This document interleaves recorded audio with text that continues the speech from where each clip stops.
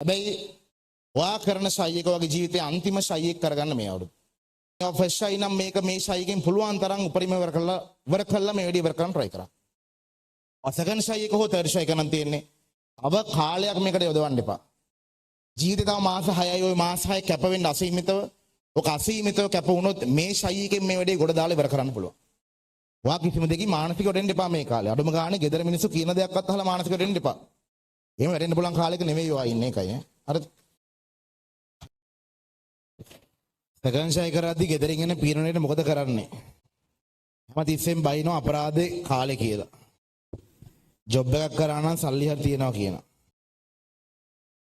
ඒ ගැන හිතලම් පාඩම් කරන්නත් බෑ. මනස හිස්සලා වගේ මොකුත් හිතෙන්නේ නැහැ. ඔහේ පාවි ඉන්නවා වගේ මේ විදිහෙන් ගොඩ එන්න ක්‍රමයක් නැද්ද? සෙකන්ඩ් ශෛලිය කරද්දී ගෙදරින් බයිනවා තමයි ඒක ඇත්ත බයින එක. ඔයා ෆස්ට් ශෛලිය කරගත්තා නම් බැනුම් අහන්න වෙන්නේ නැහැ නේ. සාහිතින් ගෙදරින් ඔය කියන මම දන්නේ මේ කියන කතාව ඇත්තද නැත්තද කියලා. ඔය කියන කතාව ඉතින් මෝඩ කතාවක් ගෙදරින් කියන්නේ හැබැයි. ඔයා ජොබ් එකක් කරා නම් සල්ලි හරි තියනවා කියලා දැන් ඔබ ජොබ් එකක් කරොත් උපරිම රුපියල් 10000 එමුට පඩි හම්බෙන්නේ. 10000ක් හම්බෙන්නේ නැහැ. මොකද ක්වොලිෆිකේෂන් නැහැ නේ ඔයගොල්ලන්ට. මොනවද තියෙන ක්වොලිෆිකේෂන් එක? ඔයා ඕලෙවල්ට ඒ 9ක් ගත්ත කියලා ක්වොලිෆිකේෂන් එකන ජොබ් එකක් දෙන්න කවුරුත් දෙන්නේ නැහැ. ඔයා ඒ ලෙවල් කරලා තාම රිසල්ට් ඇවිල්ලත් නැහැ ෆස්ට් එකේ. දීපු එකේ. ඒතර ඔයාට මොකද ක්වොලිෆිකේෂන් නැහැ. ඔයාට එහෙම ජොබ් හම්බෙන්නේ නැහැ. ඔයාට පවුලක් නඩත්තු කරන තරම් වැටුපක් හම්බෙන්නේ නැහැ. අඩුම ගානේ ඔයාට හම්බෙන පඩියෙන් ඔයාට අඬෙන්නම සල්ලි වීදන් වෙලා ඉවර වෙයි. ඔයාට කියන්නේ ගෙදරට මම ජොබ් එකක් කරන්න හා කියන්නේ. ඒ ජොබ් එක කළා මට අඩුම ගානේ බස් එක යනවත් සල්ලි ඉතුරු කරගන්න බැරි වෙයි කියන්නේ. තේරුණාද? ඔයා අඩුම ගානේ මාසෙට ලක්ෂ 6ක් 7ක්වත් හම්බ කරගන්න ඕනේ ජීවත් වෙන්න. ඉස්සරහට වට එහෙම වෙයි ඈ දැන් hina වුණාට. හරිද? ඒ නිසා මතක තියාගන්න ඔයාට මේ ඔයා වෙනුම් අහන එක සාධාරණයි. ඕනම ගෙදරකින් බයිනවා. ඔබ සෙකන්ඩ් ශෛලිය කරන්නත් ඇවිල්ලා පාඩම් කරන්නේ නැත්නම් අමු අපතේ එක්ක ගෙදරලා බුදීගෙන ඉන්නවා නම් කරන එකම දේ පන්ති යන එක විතරයි නම් එතකොට අනිවාර්යෙන් කොහොමද වෙනුම් අහන්න වෙනවා.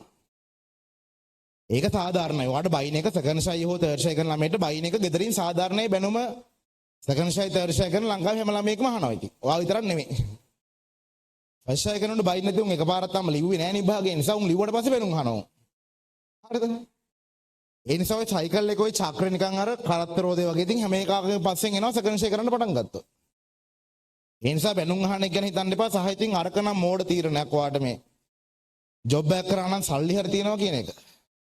ඔබ රුපියල් 10000ක පඩියකට ගියොත් බැංකුවක වැඩ කරන්න යන්න එන්නම බැංකුවට වැඩ කර දැන් ගොඩක් ළමයි කියනවනේ එල්ල වෙරලා මම බැංකුවක වැඩට යනවා කියලා. බැංකුවේ උඹලා කරන්නේ නැත්තේ අතු ගාන ටික විතරයි. අනිත් හැම මගුලම බැංකුවේ ගිහින් කරන්න ඕන. දවස් 5ක් 6ක් ගෙදර වැඩ කරන්නත් ඕනේ කියලා. සහ දැන් ආච්චිලා එහෙම එනකොට ඒගොල්ලන්ට සල්ලි දා ගන්න බැහැ නම් ATM එකේ ඒක දාන්න නැතුව උඹ ගිහිල්ලා. සමහර ආච්චිලාට එහෙම දා ගන්න බැහැ සීලාට තේරෙන්නේ නැහැ දා ගන්න ATM එකේ සල්ලි එහෙම. උදේ 8 ඉඳන් හවස 5 වෙනකන් වැඩි ඊට සමහරට හවසත් වැඩ කරන්න වෙනවා කැෂියර් එකේ ඉන්නනවා ගිහිල්ලා. එහෙම කරාම ඔයාට හම්බ වෙන රුපියල් 10000න් ඔයාට බස් එකේ යන්න එන්න ගියාම රුපියල් 4000ක් වෙනවා රුපියල් 6000 ඉතුරු වෙන්නේ. අඩුම ගානේ උඹට යට ඇඳුමක්වත් ගන්න සල්ලි ඉතුරු වෙන්නේ නැහැ. ඇත්ත කතාව ඒකනේ. ඒකයි මං කියන්නේ වා මේ දැන් ඒලව කරා කියලා වට කවුරුත් ජොබ් දෙන්න බලාගෙන ඉන්නේ නැහැ මිනිස්සු. තේරෙනවද? ඒලෙවල් කරා කියන ක්වොලිෆිකේෂන් එකක් නෙවෙයි මිනිස්සෙක්ගේ. ඒලව කරලා ඔයා කැම්පස් එකට ගිහිල්ලා කැම්පස් එකට ගියා කියලා කවුරුත් ජොබ් දෙන්නේ නැහැ වාට. ඔයා හිතන්නවා මෙඩිසින් කරන්න යනවා කියලා. ඒ තුනක් දාලා ඉන්ජිනියරින් කරන්න යනවා කියලා. ඒ අන ගමන් ඔයා ලක්ෂ 5කට රස්සාවට ගන්නවා මිනිස්සෙක් කම්පැනි එකට එන්න කියලා. අයියේ. මොකෙක්වත් ගන්න නැහැ. ගණන් ගන්න තම සතේකට. ඔබ මෙඩිසින් කරා කියලා කවුද ගණන් ගන්නේ? මෙඩිසින් කරාට පස්සේ ඔයාට හම්බ වෙනවා ජොබ් එකක්. අවුරුදු 5ක් විතර ගියාට පස්සේ අවුරුදු 5ක් 6ක් ගියාට පස්සේ ඔයාට සාමාන්‍යයෙන් අවුරුදු 26ක් 27ක් විතර ජොබ් එකක් හම්බ වෙනවා. එතකොට ඔයාට පුළුවන් ඔයාට අවශ්‍ය කරන ප්‍රමාණයකට මුදල් හම්බ කරගෙන ටික ටික ඉස්සරහට දියුණු වෙන්න. ඒ නිසා මේ කියන්නේ මෝඩ කතාවක්. ඔයා සෙකන්ඩ් ශෛලිය කරද්දී වෙනුම් අහන එක සාධාරණ එක. ලංකාවේ හැම අම්මා තාත්තම බයිනවා. ඔයාටත් ඒකට මුණ දෙන්න වෙනවා. හැබැයි මතක තියාගන්න. දැන් ඔයා ජොබ් එකක් කරන එක නෙමෙයි වැඩේ වෙන්නේ. ඔයා කරන ජොබ් එක මන් දන්නේ නැහැ මොකක්ද කියලා. හැබැයි ඔයාට කවදා රුපියල් 50000කට හම්බ කරන්න බෑනේ දැන් ජොබ් එකක් කරොත් එහෙම. උපරිම රුපියල් 10000යි 20000යි හම්බ කරන්න වෙන්නේ ගිහිල්ලා. හරිද? හැබැයි මතක තියාගන්න ගෙදරට කියන්නේ ඉතින්. දැන් මං ජොබ් එකක් කරලා රුපියල් 10000යි 20000යි හම්බ කරන්නේ මම දැන් ජොබ් එකක් කරන්න පටන් ගත්තොත් සෙකන්ඩ් ෂයි එක අතහැරලා තව අවුරුදු 10ක් ගියත් රුපියල් 20000යි මට පඩිය තියෙන්නේ. ඇත්ත කතාව ඒකනේ. වා දැන් සෙකන්ඩ් ෂයි දැන් එදෙනින් කියනවා නම් මේක අතාරින්න කියලා. වා හිතන්න සෙකන්ඩ් ෂයි කරන එක අතහැරියා කියලා. අතහැරලා මොකක් හරි ජොබ් එකක් හොයාගන්නවා යනවා. අවුරුදු 5ක් 6ක් තව අවුරුදු 10ක් ගියත් වාට ওই පඩියටම තමයි ඉන්න වෙන්නේ. ක්වොලිෆිකේෂන් නැහැ නේ මොකද ක්වොලිෆිකේෂන් එක වාට තියෙන. කවුද නිකන් රස්සාදෙනේ මිනිස්සෙත්. දැන් ලංකාවේ ඉන්න ඕන තරම් ඩිග්‍රී තියෙන මිනිස්සු. පඳුරට පයින් එකක් ගහපන් ඕන තරම් හැමතැනම ඩිග්‍රී කාරයෝ ඉන්නවා. ප්‍රයිවට් යුනිවර්සිටිස් තියෙනවා, ඩිප්ලෝමා දෙන තැන් තියෙනවා. ඒ නිසා මතක තියාගන්න හැමතැනම ඩිග්‍රී තිබ්බට වාට ජොබ් එකක් දෙන්නේ නැහැ කවුරුවත් ගිහිල්ලා. ඔයා වෘත්තීමේ සුදුසුකමක් හදාගන්න ඕනේ ගිහිල්ලා. ඒකයි මං කියන්නේ සෙකන්ඩ් ෂයි කරද්දි බැනුම් අහන්න පුළුවන්, තර්ඩ් ෂයි කරද්දි බැනුම් අහන්න පුළුවන්. ඒක සාධාරණයි. හැබැයි අම්මා තාත්තට මොලේ තියෙනවා නම් පොඩ්ඩක් විස්තර කරලා දෙන්න මනුස්සයාට. ඒලව කරන්න ෂයි 3ක් දෙන්න ළමයෙක්ට එකපාර කරන්න බැරි හින්දා මේක. ලංකාවේ හැම ළමයටම පළවෙනි පාර මෙඩිසින් යන්න බෑනේ, පළවෙනි පාර ඉංජිනේරින් යන්නත් බෑ හැම එකාට. ඒ නිසා තමයි රජය විසින් 3 පාරක් විභාග ලියපන් කියලා දෙන්නේ මේක. ඒගොල්ලෝ දන්නේ නැත්නම් එකපාරකින් ඉවර කරන්න කියලා කියනවනේ මේ විභාගේ. එකපාරකින් ඉවර කරන්න කියලා නේ 3 පාරක් දෙන විභාග ලියන්න. ඔයා තුන්වෙනි වතාව හරි කමන්නේ කරලා යන්න. ඔයා බෙහෙත් ගන්න ගියාම අහන්නේ නැහැ දොස්තරගෙන් ඔයා කීවෙනි පාර මෙඩිසින් ගියාද කියලා අහන්නේ නැහැ නේද? බහර දෙන කවදාද ගිහිල්ලා ඩොක්ටර් කීවෙනි පාරද මෙඩිසින් ගියේ? ආ තුන්වෙනි පාර ගියා නම් මම ඔයගෙන් බෙහෙත් ගන්න නැහැ. එහෙම ආලා නැහැ නේ බං. ඔයාලා මොකක් හරි කන්ස්ට්‍රක්ෂන් එකට ඉංජිනේර කෙනෙකුට කතා කරනවා උගෙන් මුලින්ම අහන්නවා කීවෙනි පාරද ඉංජිනේරින් ගියේ. ඒව අහන්නේ නැහැ. ඔයා බෙහෙත් ගන්න කොළඹ මෙඩිකල් ෆැකල්ටි එකේ ડોක්ටර් කෙනෙක්ගෙන් විතරයි. එහෙමද? හද ඩොට් එකකින් ආපෙම බෙහෙත් ගන්න උඹලා දන්නේ නැහැ නේ කියලා කොහෙද ඩිග්‍රී ගත්තේ කියලා. සමහර මිනිස්සු නෝ මෙහෙ මෙඩිසින් කරන්න බැරුව රට මෙඩිසින් කරලා මෙහෙ SLMC එකේ එක්සැමිනේෂන් එක ලියලා පාස් වෙලා මෙහෙ ප්‍රැක්ටිස් කරන කට්ටිය ඉන්නවා. සමහරට ඒලලට C3ක් ගත්ත එකෙක් වෙන්න පුළුවන්. ඌ මෙඩිසින් කරන රට ගිහිල්ලා මෙහෙට ඇවිල්ලා කොහොම හරි අමාරුවෙන් මෙහෙ වෛද්‍ය සභාව විභාගේ ලියලා පාස් වෙලා එහෙම රට ගිහින් එනේ උන්ට ගොඩක් වෙලාවට මෙහෙ විභාගේ ෆේල් වෙනවා 6-7 පාරක්. මෙහි වෛද්‍ය සභාව එක්සෑම් එකේ පාස් වෙන්න අමාරුයි. මොකද මෙහි ස්ටෑන්ඩඩ් එක වැඩි. ඔයා ලෝකේ මොන රටක එක්සෑම් එක ලියුවත් ගිහිල්ලා ලංකාවට එනකොට දින විභාග ලියන්න අමාරුයි. ඔය ඒ තරම් ඇකඩමික් ප්‍රෙෂර් එකක් වෙන රටවල නැහැ ලංකාවේ තරම්. ලංකාවේ ඇකඩමික් ප්‍රෙෂර් එක වැඩි ළමයින්. හරිද? ඒක අපි අත්දැකීමෙනුත් දන්නවා ලංකාවේ මෙඩිකල් ෆැකල්ටි එක ඇකඩමික් ප්‍රෙෂර් එක අධිකයි. ඒක තමයි ගොඩක් මෙඩිකල් ෆැකල්ටි ළමයි මේ ડિප්‍රෙෂන් එකෙන් මැදෙන්නෙත් ඒක නිසා. ඒක තරහ ගන්න අමාරුයි. හැබැයි මතක තියාගන්නවා පිට රටකට ගියොත් එහෙම වට හරිම ලේසි මෙහෙන් ග්‍රැජුවේට් වෙලා පිට රටකට යනවනම්. ඔයා දන්නවා මේක මාර ප්‍රෙෂර් එකක්. ඒ ප්‍රෙෂර් එක අරතේවා මාර විදිහට වැඩ කරලා පාඩම් කරලා පොත් තනියෙන් කියෝ අලුතෙන් දේවල් හොයාගෙන ඉගෙන ගත්ත ළමෙක්. පිට රටකදී වාට හරිම ලේසි. හැබැයි ඒ රටවල ඉඳන් මෙහෙට එනකොට උන්ට අමාරුයි. ඇයි ඒ? ඒ තරම් අමාරු එක්සෑම් මේ මිනිස්සු ඒ රටවල ලියලා නැහැ. ඒකයි. ඒකයි මං කියන්නේ. වාට දැන් පිනේ සෙකන්ඩ් ෂයි කරන එක අවුලක්, තර්ඩ් ෂයි අවුලක් නැහැ. ඒක අවුලක් නැහැ. ඒක අවුලක් නම් මෙඩිකල් ෆැකල්ටි එකට ගියොත් එහෙම හෝ ඉංජිනේරින් ගියොත් එහෙම තුනෙන් දෙකක්ම ඉන්නේ සෙකන්ඩ් ෂයි තර්ඩ් ෂයි කරන ළමයි. එහෙනම් සෙකන්ඩ් ෂයි තර්ඩ් ෂයි කරන්න දෙන්න ඕනේ නැහනේ. ඒ නිසා ඔයාගේ දෙමාපියන්ට කියන්න දැන් ඔයා ජොබ් එකක් කරන්න යවුවට කමන්නේ නැහැ. ගියොත් ඔයාලා රුපියල් 20000ක් උපරිම පඩියක් හම්බෙයි. ඔය 20000 පඩිය තමයි ඔයා මුළු ජීවිත කාලය පුරාම හම්බ කරන්නේ. තව දිනුවක් වෙන්නේ නැහැ ඔයාට. ඒ නිසා මතක තියාගන්න මේ වෙලාවට බනිද්දි ඔයා එක හිතින් හිතා ගන්න හරි. ඔයාලා බැනපන් මම මේක කරලා පෙන්නන්න. අවදාරි අනාගතේ වගේ. ඒකයි මං කියන්නේ ඉතින් මේ මෙහෙම බැනුම් අහන එක සාධාරණ. ඉතින් බයිනවනේ. බෙකපාරකුත් පන්ති ගිහිල්ලා කෙලව ගත්තා. බෙකපාරකුත් සල්ලි කෑවපේ දැනුත් පුළුවන් නම් සල්ලි කාලා විනාශ කරපන් අපේ මුළු පවුලම. එහෙම කියලා බයින්නවා කියලා අපි දන්නවා. හැබැයි ඒක සාමාන්‍යයි. එහෙම තමයි අම්මලා තාත්තලා කොහොමද උඹලට බයින්න බලාගෙන ඉන්නේ. ඒගොල්ලෝ කොහොමත් අපිට ඉතින් ඒ බයින් එක අස්සෙත් තියෙන එතන පොඩි මොටිවේෂන් එකක් මේ කරගනින් කියලා මේ පාරවත් ගිහිල්ලා. ඒකයි මං කියන්නේ බැනුම් අහන එක සාධාරණයි සෙකන්ඩ් ෂයි තර්ඩ් ෂයි කරන එක. නමුත් මතක තියාගන්න ඕවා දැන් ජොබ් එකක් කරන එක නෙමෙයි වැඩි. දැන් ජොබ් එකක් අඩු ගන්නට සිකියුරිටි ජොබ් එකක් හරි දෙන්න ගිහිල්ලා. ඒකක නම් හොයාගන්න පුළුවන්. ඉතින් එන ජොබ් නම් හම්බෙන්නේ නැති වෙයි. සිකියුරිටි ජොබ් එකක් නැත්නම් ඔයාලට මොකක් හරි කඩේක බඩු කිරන්න වගේ හම්බෙන්න පුළුවන්. ඒ වගේ. නැත්නම් බැංකුවක ගිහිල්ලා මොකක් හරි පොඩි වැඩක් එහෙම හම්බෙයි කොහෙන් හරි. මොකද සරමත් දේවල් ඉගෙන ගත්ත මිනිස්සෙක්නේ ආවල පාස් කරහින් මිනිස්සෙක් නෙවෙයි ඉන්නේ. මම මතක තියෙන එතනින් එහාට ජීවිතේ දේවල් ළඟා කරගන්න වාට දැන් මේ සෙකන්ඩ් ෂයි අතර කරලා ජොබ් එකක් කරන එක නෙමෙයි වැඩේ වෙන්නේ. ඒ නිසා මතක තියාගන්න.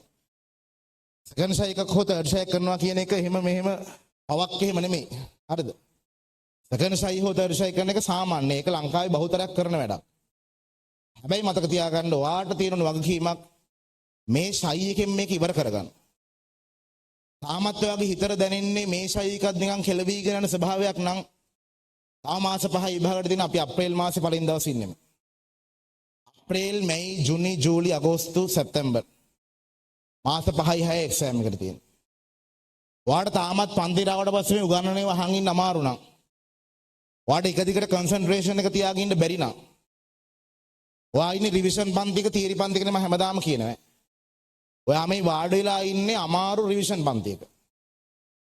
සිලබස් එකක් ඉවර කරන එක මාර අමාරුයි මාස 9කින්. මේක සාගරයේ වගේ සිලබස් එකක්. තියරි පන්තික අවුරුදු 2කමාරක් සර්ලා ඇදගෙන උගන්වන තියරි පාර්ට් ටික මට මාස 9න් ඉවර කරන්න වෙනවා. අතිශයින් අමාරු ටාස්ක් එකක් මේක. අතිශයින් අමාරු. හරිද? ඒකයි මහරයටත් රෑ 7 ඉඳන් වෙනකන් ඔන්ලයින් දත උගන්වන්නේ ඒකයි. මේ සිලබස් එක ඉවර කරන්න වෙන්නේ ඒකයි. මට තිබෙන ආතල් එකේ රිවිෂන් පන්ති දවස් ටික විතරක් ඉගෙනුවා. ඊට දවස් ටිකේ මාත් සැපේ හිටියා රැට. එහෙම හොඳට බුදියගෙන හිටියා. එහෙම කරන්න බෑ. එහෙම කරොත් මම දන්නවා ඔයත් අමාරු වෙටනවා මාත් අමාරු වෙටනවා. මොකද මට සිලබස් එක ඉවර කරගන්න වෙන්නේ නැහැ එහෙම වුණොත්. ඒ නිසා මම දන්නවා ඔහොම පන්තික වාඩි අතිශයින් අමාරු වැඩක්. මම දන්නවා ඒක. මොකද මේ දවසම කරන්නේ දැන් මම බයිලා ගහනද උගන්නන එකනේ. ඔයා කැමති මැදින් මම කතාව ටිකක් කිය අර YouTube කාර්යෝ ටික වගේ මොනවා කරනවද? දැන් ඉන්න සර්ලාගේ තියෙන වැඩිපුරම බං උන් කලින් රෙකෝඩ් කරනවා ඒවා. චීට් එක ලියාගන්නේ තුම තමයි. ඌම චීට් එකක් ලියාගන්න පන්ති ළමයි දුන්නේ ඌ ඉස්සරහට කැමරාව තියාගෙන ඌ රෙකෝඩින් එකක් ගහනවා. පස්සේ දානවා Facebook එකට. අම්මන්ට සිරි මේසගේ මාරු කතානේ දෙන් පන්ති. මේ පන්ති කියන කතාව නෙවෙයි ඔය තියෙන්නේ. මං කියන්නේ මේ ඔය විනයන සර්ලා ඉන්නේ පොඩි ඉතින් මට දැන් එහෙම මේ කතා කිය මේ නලවන්න වෙලාවක් නැහැ රිවිෂන් පන්තිෙම නලවන්නෙත් නැහැ මම. එහෙම කරන්න බෑ රිවිෂන් පන්තියක. මේක අමාරු සිලබස් එකක්. තේරෙනවද? මට මේක බාගෙට උගන්වලා ඉවර කරන්නත් පුළුවන් ඉතින් ඔන්න එහෙම කරන්නේ නැහැ හැබැයි කවදා. මේ තියෙන හැම එකම බිඳුවේ ඉඳන් ඊටාම සරල තැනේ ඉඳන් සංකීර්ණම තැන දක්වා. පීගනෝ ඒවා මොකක් හරි අනුමාපන ගත්තත් එහෙම බලන්න අනුමාපන පටන් ගත්තේ කොහොමද කියලා. අනුමාපන පටන් ගත්තේ අර ඕ ලෙවල් කාලේ අම්ල ප්‍රශ්න ප්‍රතික්‍රියා ටික කියලා. මම දන්නවා එහෙම බැරිුණොත් මේ පන්ති ඉන්න. මොකද මට කියලා තියෙනවා ක්‍රුවේ කියලා මම එහෙම මේ නගරවල ඉන්න සමහර උන් ඉන්නවා C6 H12 O6 මෞලික ස්කන්ධය හදාගන්න බැරි උන් රිවිෂන් පන්තිවල. ඒ જાතිය ළමයිනුත් පන්තිවල ඉන්නවා. හරිද? ඒතරම උගන්නද්දි කරන්න ඕනේ අර සරලම බිඳුවේ තැන ඉඳන්. මට බෑ පටන් ගද්දි අනුමාපන ගානකින් වැඩේ පටන් ගන්න. මොකද මම දන්න අඩුම ගානේ ප්‍රබල අම්ලයක් කියන්නේ මොකක්ද කියලා දන්නේ නැතුව පන්තිවල ඉනකලා මම දන්නවා. ඒ නිසා මම කිව්වා මේ වගේ සරල තැනකින් උගන්න ගන්න පටන් ගන්න එක අමාරු වැඩක් විශේෂයෙන් රිවිෂන් පන්තියක. හැබැයි ඔයාට වගේ කීමක් තියෙනවා මොනවා කරන්නද? මේ උගන්නන දේවල් ටික මේ වෙලේ බලලා ඉවර කරගන්න. ඔයාට මෙහෙම බැනුම් අහන්න වෙන්නේ ඊළඟ පාර. දැන් ඔයා මේ අන්තිම බැනුම් අහන පාර වෙන්න ඕන. ගෙදරින් බයිනවා නම් මේ ගෙදරින් බැනුම් අහන අවසාන වතාව. ඔයා කරන්නේ සෙකන්ඩ් ෂයි එක වෙන්න බලන් තර්ඩ් ෂයි වා ඉතින් තර්ඩ් ෂයි නම් තව ෂයි එකක් ඇත්තෙත් නැහැ කොහොමත්. ඔය දින ෂයි එකක් ස්කිප් කරන්න යන්නත් එපා. ඔගේ මෝඩ වැඩ එහෙම කරන්න එපා. මේ පාර ලියන්නේ මම ඊළඟ පාර ලියනවා. ඔගේ මෝඩ තකතිර වැඩ කරනවානේ අපේ. ෂයි ස්කිප් කරනවා ගිහිල්ලා. විභාගේ ලඟ වෙලා ෂයි එක ස්කිප් කරන්න බලන් ඉන්නවා. එහෙම මෝඩ වැඩ කරන්න එපා. වගේ ජීවිතේ හරි. ඒගොල්ලෝ කියන කතාව ඇත්ත වයසට යනවා තමයි. වයසට යනවනේ ඉතින්. අවුරුද්දක් ජීවිතෙන් පස්සට යනවා. ගවර්න්මන්ට් කැම්පස් එකට ගියොත් එහෙම කොහොමත් අවුරුදු මෙඩිසින් අවුරුදු 6ක් කොහොමත් කරන්න වෙනවා. අනිවාර්යයෙන් මෙඩිසින් අවුරුදු 6ක් කරන්න වෙනවා. අවුරුදු 5මාරයි ඩිග්‍රී 5මාරින් ඉවර කරන්න බෑ ලංකාවේ කවදාවත්. ඩිග්‍රී ඉවර කරන අඩුම ගානේ අවුරුදු 6ක් වෙනවා. ඉංජිනේරින් අඩුම ගානේ අවුරුදු 4මාරක්වත් 4මාරට හිටු ගානක් ඉංජිනේරින් වලට යනවා කොහොමද? ඒ නිසා මතක තියාගන්න ඔයා මේ ඉන්නේ අමාරු කාල සීමාවක අමාරු කාල පරිච්ඡේදයක මේවා ඉන්නේ. මේක ඔයා සාර්ථකව ගෙවල ඉවර කරගත්තොත් තමයි ඉස්සරහට බැනුම් අහ ගන්න වෙන්නේ නැතුව ඔයාගේ ජීවිතේ හදා ගන්න යන්න පුළුවන් වෙන්නේ. ගෙදරින් බයින් එක සාධාරණයක් හිතන්න එපා. හැබැයි ගෙදරින් බැන්න කියලා මේක අතහැරලා දාලා ඒලව කරන එක අතර කරලා දාලා වෙන මොඩ ජොබ් එකක් එහෙම කරන්න යන්න එපා. ආයි ඔයාට මුළු ජීවිත කාලෙම කිසිම දියුණුවක් නැති වෙයි. ඒකයි මං කියන්නේ. ඔයාට බැනුම් අහන එක සාධාරණයි බයින් එකත් හොඳයි ගෙදරින් මං කියන්නේ. ඒ බයින් එක ඔයා සෙල්ෆ් මොටිවේෂන් එක කරගෙන ඔබලා බැනපන් මම කරලා පෙන්නන්න. ඒකනේ වෙන්න ඕනේ. හරි ඔයගොල්ලෝ බයින්ඩකෝ මං කරලා පෙන්නන්නකෝ මට මේ පාර විතර සල්ලි දෙන්නකෝ එහෙම කියන්නේ. ආයි මං සල්ලි ඉල්ලගන්නේ මං ඊළඟ පාර ජොබ් එකක් කරනවා ඒ වලින් පස්සේ එහෙම ගියා. මම කැම්පස් එකක මම ජොබ් එහෙම කරන්න පුළුවන් ඔයාට. ඔයාට බලන්න මොකක් හරි මේ අපේ ඉන්ස්ට්‍රක්ටින් ටීම් එකට එන්න ඒ වගේ කරන්න පුළුවන්. එහෙම ටාගට් එකක් හදාගන්න. දැන් නිකන් ජොබ් එකක් කරන එක නෙමෙයි වැඩේ වෙන්නේ. ඒ නිසා මතක තියාගන්න සෙකන්ඩ් ෂයි හෝ තර්ඩ් ෂයි කිරීම පාපයක් නොවේ. හරිද? ඒක සාමාන්‍ය දෙයක්. හැබැයි ඔයා කරන ෂයි එක වගේ ජීවිතේ අන්තිම ෂයි එක කරගන්න මේ අවුරුදු. දැන් 35 නම් ඔයා ලියන්නේ ඔය ෆස්ට් ෂයි නම් මේක මේ ෂයි එකෙන් පුළුවන් තරම් උපරිම ඉවර කළා මේ වැඩි ඉවර කරන්න try කරා. සෙකන්ඩ් ෂයි එක හෝ තර්ඩ් ෂයි එක නම් තියෙන්නේ අව කාලයක් මේකට යොදවන්න එපා. ජීවිතේ තව මාස 6යි ওই මාස 6 කැප වෙන්න අසීමිතව ඔක අසීමිතව කැප වුණොත් මේ ෂයිකෙන් මේ වැඩේ ගොඩ දාලා ඉවර කරන්න පුළුවන්. සෙකන්ඩ් ෂයි නම් දැන් හිතේ ඉන්න එපා තර්ඩ් ෂයි ගැන ඔතනින්ම ආ ඉවරයි. ෆස්ට් ෂයි නම් හිතන්න එපා සෙකන්ඩ් ෂයි ගැන මේ ෂයි එක ඉවර කරලා දාන්න. මේක ඉවර කරොත් ඔයා ඊළඟ අවුරුද්දම බැනුම් අහන්නේ ඊට පස්සේ ඔයාට සරලව ජීවිතේ ඔයා කැමති විදිහට ගෙවාගෙන යන්න පුළුවන්. තේරුණා? හරිද? ඒ නිසා බැනුම් අහන කතා හිතන්න එපා. ඒවට මානසික වටෙන්නත් එපා. ඔයා කිසිම දෙකින් මානසික වටෙන්න එපා මේ කාලේ. අඩුම ගානේ ගෙදර මිනිස්සු කියන දෙයක්වත් අහලා මානසික වටෙන්න එපා. එහෙම වැටෙන්න පුළුවන් කාලෙක නෙවෙයි ඔයා ඉන්නේ එකයි ඈ. හරිද?